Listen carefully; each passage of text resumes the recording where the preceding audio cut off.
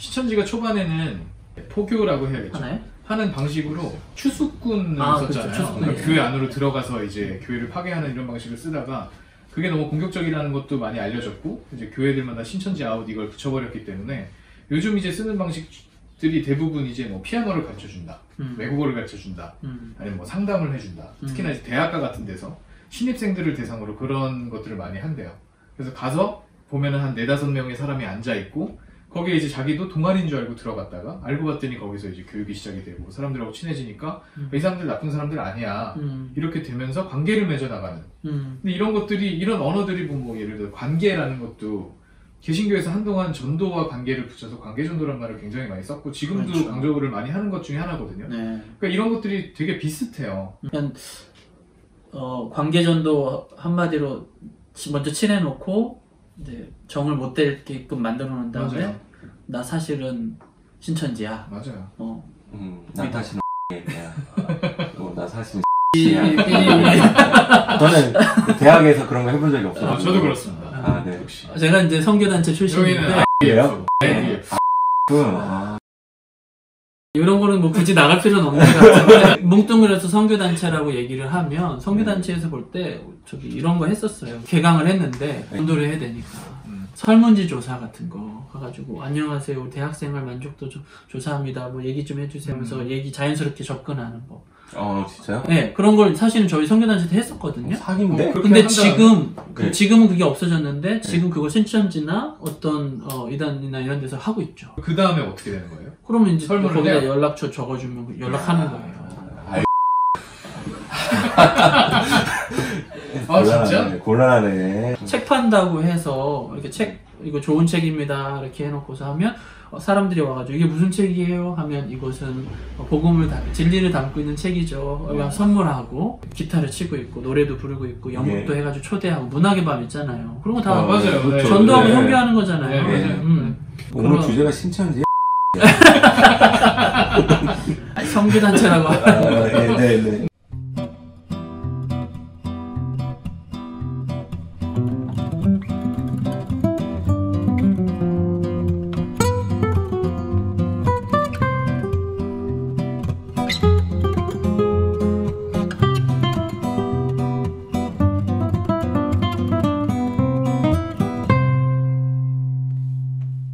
이런 방식의 전도 전략이 왜 나왔었냐? 예수 천국 불신 지옥 이거 안 된다. 조금 더 세련된 방법으로 전도를 해야 된다.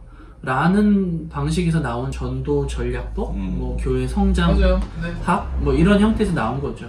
고구마 전도 뭐 이런 것들 다 그 시대에 나온 거죠. 그렇죠. 모유 전도, 횡단보도 전도, 별별 전도가 다 나왔어요. 네, 맞아요. 그렇죠. 근데 그런 방식의 전도법들을 우리가 썼는데 신천지가 전도하는 걸 보면 거의 유사하게 혹은 더 치밀하게. 근데 제가 CBS에서 그 신천지 감별법, 구별법 관련한 영상들을 좀 봤는데 뭐 지나가는데 무작정 와서 뭐 설문조사를 하면 하지 마세요. 뭐 어디 가자고 하면 출처부터 확인하세요. 뭐 어떻게 하세요 했는데 그게 제가 옛날에 우리 교회에서 하던 거랑 겹치는 거지. 그래서 그런 사자성어가 생각났습니다. 내가 하면 로맨스, 남이 하면 불륜. 내로남불이 아닌가. 모르겠네요. 이렇게 얘기해도 되나? 네, 그 생각 괜찮겠습니다. 사실 비즈니스적인 접근 방법이잖아요. 세일즈 마케팅 전략인 거고, 마케팅 전략은 끊임없이 세련되게 발전을 해요. 그러니까 그거를 다만 교회에서 갖다 쓰면 전도가 되는 거고, 신천지 같은 단체에서 갖다 쓰면 포교의 방법이 되는 거지. 근데 전도학이라는 학문 자체는 그 마케팅 전략에는 사실 관심이 없거든요. 이게 오히려 발전하는 건 교회죠. 왜냐면 교회는 직접적으로 사람을 데려와야 된다라는 것들에 되게 민감하게 반응했었고, 특히나 이제 20세기 말 1900년대 후반부터 기독교의 성장률이 감소하면서 성장률이 감소하기 시작하면서 위기감을 느꼈고, 그때 이제 막 전도법들이 나오기 시작했잖아요. 쏟아져 나오기 시작했어요. 근데 실제로 연구한 거를 보면 그런 전도법을 가지고 활용을 해서 전도를 해올 수 있는 사람이 교회 내는 2%에서 5%밖에 안 된대요. 근데 재밌는 건 신천지는 훨씬 더 체계적으로 교육을 해놔서 그 전도법을 사용할 수 있는 사람이 훨씬 많다라는 거죠. 그러니까 집단 자체가 포교를 위한 집단으로 성장이 되어 있는 거고, 다단계에서 그렇죠. 포교와 네. 함께 이게 세일즈가 잘 돼 있는 거죠. 그렇죠. 교회 같은 경우는 그래도 그 정도까지는 아닌 거예요. 그러다 보니까 이쪽이 훨씬 더 기하급수적으로 단기간 내에 확 성장할 수 있는. 그러면 이 얘기를 저기 담임 목사님들이 들으시면 아 우리 교회가 신천지보다 훨씬 더 앞선에 나가서 세이지를 못해서 숫자가 안 는 거구나. 그러니까 이제 그렇게 생각을 하시면 이제 비슷해진다라는 말씀을 저는 드리고 싶은 거죠. 그러니까 기독교의 본질은 그런 식의 전도와 선교가 아닌데 이제는 좀 깨달아야 된다라는 거고. 그렇구나. 네, 일종의 도전이에요, 어떻게 보면.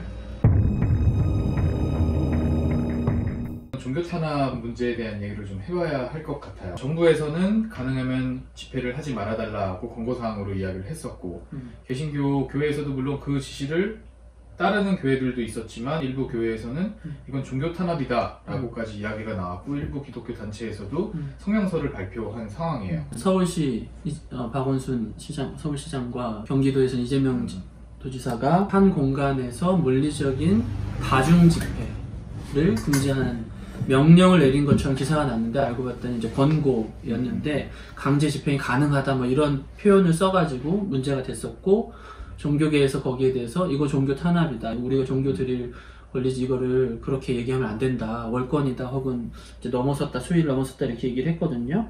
거기에 대해서 이제 반대한 것 중에 뭐 여러 교단들이 우리는 이거 잘못됐다. 문제가 됐다. 이렇게 냈는데 어떤 표현을 썼냐면 그렇게 우리가 종교 집회를 강행했을 때 그 구에서 자치구에서 벌금을 300만 원을 물릴 수 있다. 근데 우리는 어떤 신앙적인 부분에 있어서는 300만 원이 아니라 3천만 원을 낼 각오로도 예배를 강행해야 된다. 또 다른 한편으로는 사랑제일교회 아, 네. 그분은 지금 네.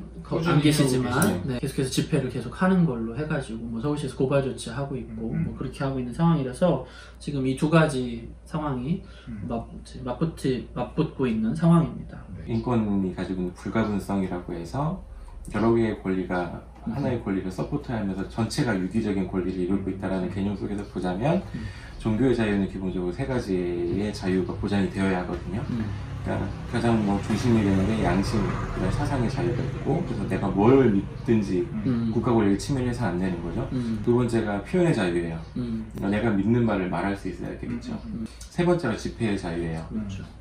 네, 어쨌든 종교가 갖고 있는 리추얼이 있기 때문에 집회의 자유가 보장이 되어야 종교의 자유가 기본적으로 작동할 수 있다라고 얘기를 하니까 어쨌든 지금 정부에서 어떤 공고를 내놓고 벌금을 물리고 하는 것이 집회의 자유를 침해할 수도 있는 영역의 문제이기 때문에 딱 그렇게만 놓고 이야기하자면 종교의 자유가 침해된다라고 얘기할 수도 있는 부분도 있는 거죠. 근데 현재의 상황을 좀 보자면 그러면 종교가 아닌 다른 영역에서 집회의 자유가 보장되는 곳이 있느냐, 현재 상황에서 없죠.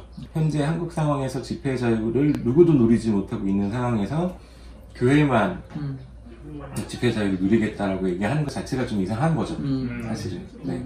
그러니까 그거를 종교 탄압이라고 얘기하기는 어렵다. 생명권과 자유권의 충돌이잖아요. 그러니까 뭐 시민들의 안전할 권리와 종교 집회의 자유가 충돌하는 건데 둘 중에 어느 게 더 상위의 권리이냐라고 하면 이거는 의견의 여지가 없이 생명권이 우위가 있는 거죠. 종교의 자유의 본질적인 영역을 건드리지 않는다라고 한다면 종교 형식적인 부분에서는 제한이 얼마든지 가능하다. 그것이 헌법의 정신이다. 온라인이라던가 종교 집회 형식이 아닌 다른 방식으로의 종교 행위들에 대해서는 얼마든지 가능성이 열려있고 또 심지어 정부가 그걸 지원하고 있는 상태니까 네, 그렇게 볼 수 없다라는 거죠. 우리가 흔히 말하는 종교의 탄압은 어떤 부정한 권력이나 어떤 독재 정권 하에서 종교 마음대로 갖지 마라. 특별히 이제 공산주의 정권에서 있었던 그런 건데 그런 용어로 이런 상황에서 정부가 이제 국가 어떤 재난이나 이런 상황을 컨트롤하는 상황에서 반발이 나왔다는 건 약간 컨텍스트가 안 맞는다는 생각도 들어요. 이제 그 종교의 자유 침해라고 해서 그동안 한국 사회에서 얘기가 나왔던 여러 가지 사태들을 놓고 보자면 무엇을 믿을 것인가에 대한 부분까지 치고 들어갔을 때는 정말로 종교의 자유가 침해가 되는 거죠. 왜냐하면 가장 핵심적인 본질적인 영역이 되는 거니까요. 과거에 그분들이 독재 정부 때도 종교의 자유가 침해당하지 않았는데 지금 종교의 자유가 침해당하고 있다는 얘기를 뒤집어서 생각을 해보면 독재정부 때는 설교 때 본문을 미가서를 쓰거나 아모스서를 썼다가 기소당하신 분들이 있거든요. 예. 그런 것과 현재를 비교를 해보면 어느 때가 더 종교적인 본질의 영역을 침해하고 있는 것이냐는 굉장히 자명한 건데 이제 정치색이 여기에 가미가 되다 보니까 이제 그런 것들에 대해 굉장히 오도하는 부분들은 다 그런 건 아니겠지만 일부는 어떤 정부를 비난하는 종교 탄압 프레임으로 가려는 의도가 현 정부에 대한 그렇죠. 현 정부가 어떤 진보 정권이나 사회주의 정권이라는 식으로 프레임을 씌우고 싶어서 하는 그렇죠. 거라는 뜻이죠. 네. 네. 코로나19가 좀 정리되면 제일 먼저 뭐 하고 싶으세요? 저는 바라는 건 없어요. 제가 아스날 팬인데요. 운동이나 이런 것들. 예, 프리미어리그가 멈춰 있다 보니까 네. 요즘 자꾸 인터넷에 뭐가 나오냐면 박지성 하이라이트가 나와요. 박지성이 아스날 상대로 골을 많이 넣었잖아요. 진짜 버리고. 네, 힘듭니다 요즘. 네. 아니 저희 교회 권사님들, 나이 많으신 권사님들은 온라인 예배도 잘 모르고 헌금도 어떻게 할지 모르니까 예배는 제대로 못 드리고 헌금을 들고 와서 사무실에 주고 가요. 그러면서 우리 언제 모여? 우리 밥 먹으면서 얘기하자. 뭐 이러시는 것 같은데 그런 일상이 빨리 돌아왔으면 좋겠습니다. 네. 코로나19 사태에 대해서 문제로 지목된 신천지, 그리고 어쩌다 같이 문제로 지목된 개신교에 관해서 수다를 떨어봤습니다. 하루빨리 코로나19가 종식돼서 그리운 일상으로 돌아가길 빌어봅니다. 다시 돌아간다면 잘 살아보고 싶네요. 라고 써주셨습니다. 어쩌다 다음에 다시 만나요. 안녕 하면서 끝내겠습니다. 네, 알겠습니다. 네, 안녕. 안녕. 저쪽 보면서 안녕. 안녕. 수고하셨습니다. 저 죽여버리고 싶어요. 내가 생각해보니까 국민영웅. 국민영웅을